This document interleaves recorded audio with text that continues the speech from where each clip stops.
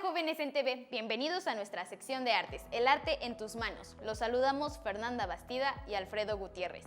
Hoy, en este espacio de reflexión y construcción del conocimiento, seguiremos los pasos de los primeros exploradores que a finales del siglo XVIII iniciaron las expediciones al sureste mexicano, con el fin de descifrar el origen de lugares tan imponentes como Uxmal y Palenque.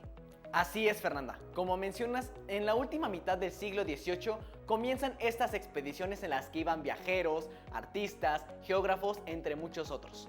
Durante estos viajes en los que se adentraban a la selva chiapaneca, recolectaban objetos y documentos, excavaban, entrevistaban a los habitantes del lugar y registraban todo lo que veían en dibujo y, claro, posteriormente la fotografía. ¿A qué les suena todo esto?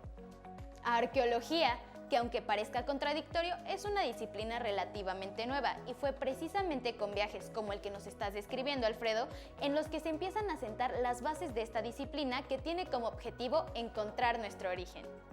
Hoy tenemos un programa muy especial porque nos acercaremos a conocer el impresionante sitio arqueológico de Palenque en Bajo la Lupa, pero de una manera un tanto distinta.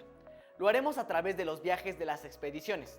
Y para ello, vamos a platicar con el doctor Miguel Ángel Díaz Pereira. Esto es Bajo la Lupa y nos vamos tras las huellas de Palenque. Palenque es considerada una de las ciudades más importantes de las tierras bajas mayas noroccidentales. Se destaca por su desarrollo urbanístico, por la alta calidad de sus obras arquitectónicas y escultóricas, así como por lo bien conservadas que se encuentran sus inscripciones glíficas, que muestran diferentes manifestaciones culturales de sus antiguos habitantes. En los últimos 2 siglos, Palenque fue motivo de especulaciones sobre civilizaciones perdidas, de admiración estética y de curiosidad anticuaria, pero también ha sido fuente de conocimiento sobre el pasado prehispánico, en donde descifrar el lenguaje escrito en las piedras, desentrañar los símbolos de su variado arte y fascinantes esculturas, o estudiar su complejidad social ha sido el centro de atracción de arqueólogos y especialistas. Buena parte de estos conocimientos se han adquirido a partir del descubrimiento de pequeños objetos, a veces insignificantes para los ojos inexpertos, así como de grandes e impresionantes hallazgos que han ayudado a reconstruir parte del pasado de los antiguos habitantes de Palenque. Estos pequeños y grandes descubrimientos arqueológicos se iniciaron a finales del siglo XVIII, con las primeras expediciones que llegaron al sitio. Este interés por la ciudad abandonada le corresponde a don José Estachería, presidente de la Audiencia, gobernador y capitán general de Guatemala, quien apoya las 3 primeras expediciones oficiales a Palenque.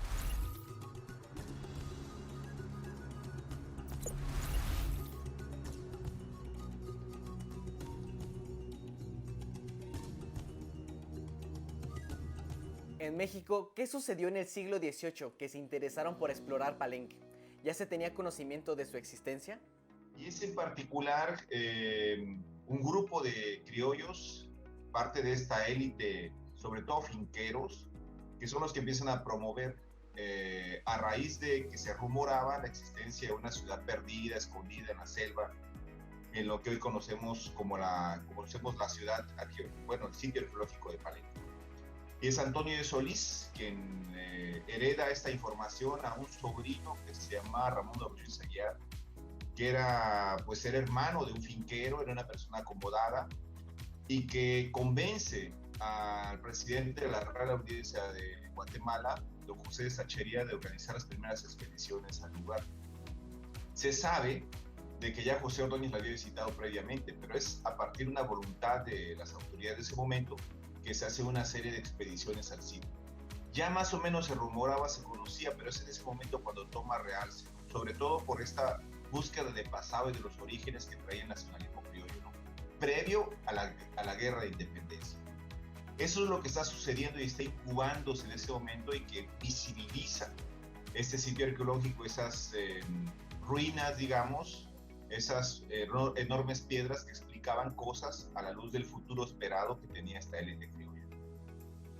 Y lo que organizan es una serie de instrucciones, así se le llamaba en ese momento. Es un documento muy incipiente para realizar la expedición y contestar una serie de preguntas sobre el origen del sitio. El primero que lo realiza es un teniente que se llamó José Antonio Calderón. Él realiza la primera expedición de 1784, permanece en el sitio 3 días y organiza un informe que tiene como fecha el 15 de diciembre de 1784. En este informe hace unos bocetos del sitio, se los entrega con una no muy detallada descripción del lugar a don José Stachería. Intrigado por esta situación, es como se organiza una segunda expedición al sitio, que la realiza un hombre un poco más instruido, que tenía conocimiento sobre la arquitectura del momento, de nombre Antonio Bernasconi. Antonio Bernasconi organiza su expedición el 25 de febrero de 1785, es decir, un año después. Llega al lugar, hace unos bocetos muchísimo más acabados y estructurados que los de Calderón, pero muy poco ahonda y responde las preguntas de unas instrucciones. Insisto, las instrucciones eran como un cuestionario que esperaban pues se respondieran in situ, se respondieran en el sitio. Pero es a partir de este esfuerzo que ya incluso tenía una voluntad real, es como se organiza la tercera expedición y la más conocida a posteriori, que bueno, vendría a ser como la que llegaría incluso a manos de coleccionistas en Londres, ¿no? En la tercera expedición de José Antonio del Río, ¿no? Este es el más estructurada, la expedición más estructurada por voluntad de las autoridades novohispanas y de autoridad real. Y concluye con una serie de reflexiones que Ramón Ordóñez, que había sido el autor intelectual, digamos, de las expediciones, hace un manuscrito donde empieza a esbozar lo que él cree son los orígenes de Palenque. Ahí es donde se esboza, incluso el propio desde José Antonio de Calderón, Bernasconi y Antonio del Río, la idea de que era una sociedad, era una ciudad primigenia, era la primera ciudad del continente, y de que había habido un sacerdote blanco y barbado que había cruzado el continente y que era el que había dado civilización, había enseñado a los nativos a toda la magnificencia que tenía Palenque. Este personaje era Botán, un sacerdote similar a Quetzalcóatl, pero con su énfasis, digamos, en el sur de México. Y es ahí donde se desencadena, digamos, la gran discusión sobre los orígenes de Palenque. ¿Hasta cuándo perduró la hipótesis del padre Botán como fundador de Palenque? ¿Y qué fue decisivo para que terminara este mito? Ese es desde Calderón, José Antonio Calderón, con Bernasconi, aparece este personaje que es Botán. El mismo Ramón Ordóñez, en su Historia del Cielo y la Tierra, así se llamaba su libro, tiene un título bastante extenso, pero eso de lo que él llama la Historia del Cielo y la Tierra, apelan a este sacerdote fundador, hombre blanco y barbado que había llegado a Palenque, que había fundado toda una dinastía, que había heredado la civilidad a lo que era América, ¿no? El hombre americano, que era un enigma de dónde había surgido, dónde había salido la civilización previo a la llegada de Cristóbal Colón, de dónde habían salido esos hombres, ¿no? Esas personas que estaban ahí, y cómo se les podía adjudicar esos logros que aparentemente se notaban, se percibían en esa arquitectura derruida dentro de la selva. En realidad, lo que nosotros vemos ahí es un mito, digamos, pero que sí tenía vida. Era algo vivido, que no fue una invención de los viajeros, que no fue una invención de esas personas, sino que sí circulaba dentro de esa cultura, digamos, de la selva.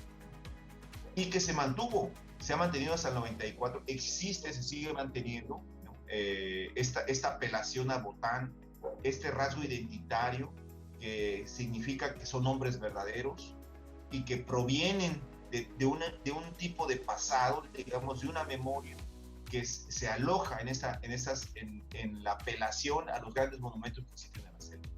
¿Cuál era el objetivo de estas expediciones y qué se buscaba? Bueno, las expediciones es una muy buena pregunta, tuvieron una poderosa trascendencia hacia el futuro. A criterio de Carlos Navarrete, tiene un libro que se llama Palenque 1784. Él habla incita, provoca la discusión sobre los orígenes de la arqueología mexicana. Y yo concuerdo con Carlos Navarrete en insistir en que el esfuerzo sistemático, articulado a partir de unas instrucciones a partir de la voluntad, es decir, de un esfuerzo deliberado por visitar un sitio, por registrar su origen, por obtener objetos, por tratar de fechar esos objetos, hablan de precursores de lo que sería posteriormente la arqueología moderna. Sí, sí son anticuarios, no son arqueólogos modernos, pero ya estaban haciendo un esfuerzo por fechar, por discutir el origen, donde ya el mito, digamos, era empezar a superar el mito y empezar a superar pues las formas clásicas de explicar pues el pasado antiguo. Esto sí que fue un viaje a través del tiempo. Muchas gracias al doctor Miguel Ángel Díaz por contarnos tan vividamente sobre este tema. Qué interesante que fueron los viajeros o exploradores quienes de alguna manera comenzaron con las bases de lo que sería hoy el trabajo de los historiadores modernos o de los arqueólogos.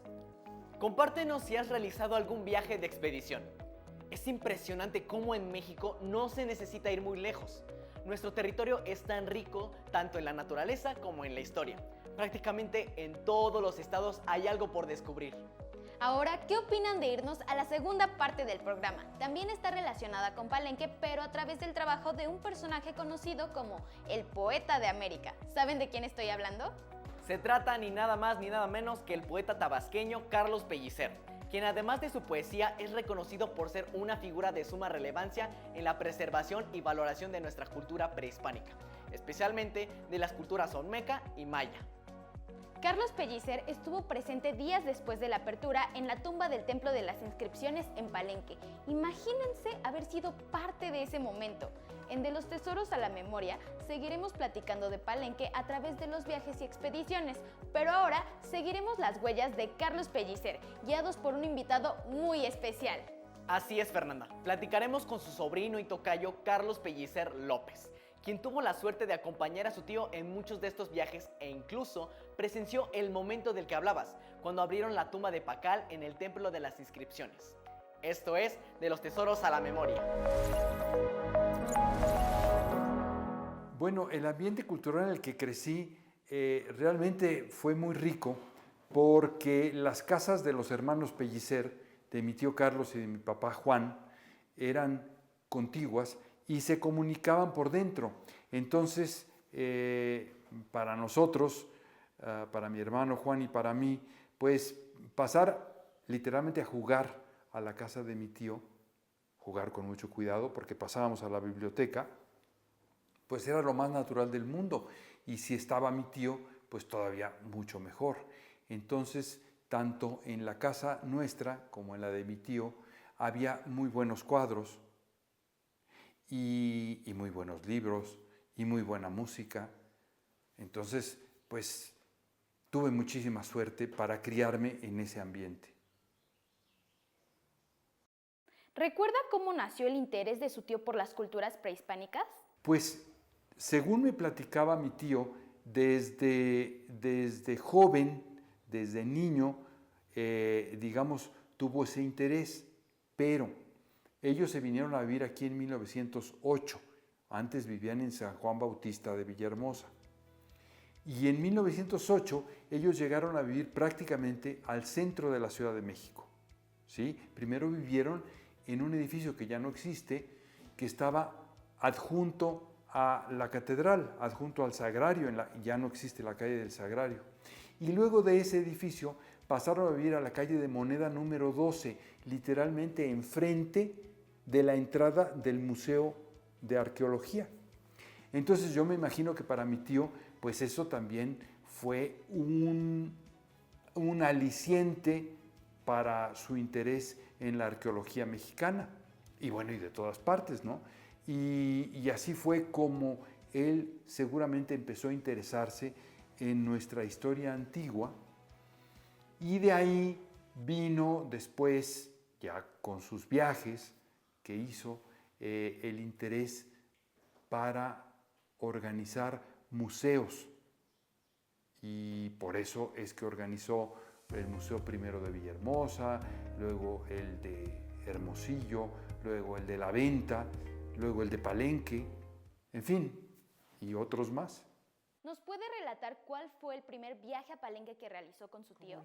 Fuimos a Palenque en 1959, además con la suerte inmensa de que mi tío, como había hecho el museo el año anterior, el Museo de Sitio en Palenque en 1958, entonces pues a él se le reconocía, ¿sí?, como un personaje en la zona arqueológica. Y entonces mi tío pidió permiso para quedarnos a dormir en el campamento al que solamente podían acceder las gentes que trabajaban en el Instituto Nacional de Arqueología, ¿no? Entonces nos quedamos a dormir ahí 4 noches maravillosas. Para un niño de 11 años, pues fue una experiencia pues, que no se me olvida nunca. Mi tío tenía una facilidad enorme para mirar las cosas de la historia desde un punto de vista poético, así como suena, así de sencillo. Y eso hacía que el enfrentamiento de un muchacho pues fuera más fuerte e inolvidable. Yo creo que llegó a Palenque por primera vez, no sé si en 1949, cuando él se fue a Villahermosa a empezar a organizar, a construir el Museo Arqueológico de Villahermosa, o probablemente ya lo conocía antes, a lo mejor en 1943, cuando él hizo una estancia más o menos larga en Tabasco y regresó, no había estado ahí desde 1922. Bueno, mi tío adoraba a Palenque y le parecía que era el sitio arqueológico maya donde se había llegado al máximo refinamiento. Así lo veía él. En el pequeño museíto que organizó en 1958, cuando él ya pudo vivir ahí, a él le tocó, no el día con día, pero a él le tocó todas las temporadas en que don Alberto Ruz fue desasolvando la escalera que bajaba a la tumba, que baja a la tumba. Y mi tío probablemente, pues ahí estuvo, si no el día que se descubrió, unos días después, porque cuando se supo del descubrimiento, mi tío se enteró y fue a los pocos días de este personaje que ahora sabemos que es Pacal. En aquel tiempo no se sabía quién era, nada más que había sido un supremo gobernante de Palenque, y mi tío me contaba eso, bueno, pues con ese gusto que tenía él, con esa poesía que tenía él para presentar las cosas, ¿no? Entonces, para él, Palenque era el gran lugar de la cultura maya. Alguna vez mi tío consiguió que nos llevaran a conocer una parte de la zona arqueológica donde está el Templo Olvidado. Ya desde el nombre es poético. Entonces íbamos con un muchacho y el machete abriendo literalmente la selva para llegar a esta pirámide que está escondida, debe estar a unos 2-3 kilómetros del centro, digamos, de la zona arqueológica. Bueno, lo que uno siente cuando van abriendo la selva es que es prácticamente imposible perderse, porque lo que queda al lado y lado de por donde va uno caminando son como paredes vegetales, paredes de arbustos, de árboles, de lianas. No se puede uno meter, solamente puede uno caminar por donde van abriendo. Y entonces es cuando uno se da cuenta de la fuerza maravillosa que tiene el trópico, la vegetación tropical. O irse a bañar a uno de los arroyos que pasa cerca de Palenque, que hace unas cascadas maravillosas. Creo que le dicen el baño de la reina. Después de eso, siempre estuvo muy interesado en las zonas arqueológicas de Tabasco, porque él, al final de su vida, pues era, digamos, por decirlo, el representante del Instituto de Antropología en todo Tabasco. No solamente dirigía los dos museos, el de la Venta y el del Estado, sino que era, digamos, el representante del instituto ahí en Tabasco. ¿Por qué considera que en esa época era frecuente que artistas, escritores, pintores estuvieran involucrados y también fueran partícipes de proyectos arqueológicos? En aquel tiempo estamos hablando de los años 30, 40, 50, era natural, lo veo así, que muchos artistas, como mi tío en este caso poeta, como un pintor maravilloso, Miguel Covarrubias, pues claro, se interesaban y había el terreno libre porque faltaban muchas gentes para estudiarlo. Entonces, así fue como una serie de gentes, bueno, Diego Rivera, que hizo una colección de más de 60,000 piezas arqueológicas. Por fortuna, esto, a final de cuentas, llegó al pueblo de México porque él construyó la Nahuacalli, que por cierto, originalmente tenía una museografía de mi tío, por voluntad expresa de Diego Rivera. Eran muy amigos, Diego y mi tío, pero entonces era una época en la que los artistas, sin tener que pedir muchos permisos, podían incursionar en el lado de nuestra arqueología y de nuestra historia. Mi tío decía que solamente se podía ser cabalmente mexicano, ¿sí?, si conocíamos nuestra historia, porque solamente si conocemos de dónde venimos, qué somos, podemos saber a dónde vamos. Y entonces yo espero que los muchachos se den cuenta de esto, de estas lagunas, y dediquen su vida a investigar, a conocer y a difundir nuestra historia. Muchas gracias al maestro Carlos Pellicer por haber compartido estas memorias y recuerdos. ¡Qué relatos más extraordinarios! Por un momento sentí que estaba dentro del diario de un explorador. Increíble el haber podido escuchar estas maravillosas historias de la boca de Carlos Pellicer López. Es muy importante la información que se ha logrado preservar gracias a las crónicas de viaje o las llamadas bitácoras de viaje. Les propongo que comiencen una. Pueden describir cualquier lugar que visiten, después es muy divertido leer qué fue lo que nos llamó la atención en aquel momento. Es una manera de preservar y luego revivir nuestros recuerdos. Hemos llegado al final de este programa, pero les recordamos que pueden volver a verlo en nuestro canal de YouTube. Y no olviden que este programa es de ustedes. Háganlo con nosotros, escríbanos, comenten, participen. Hasta la próxima.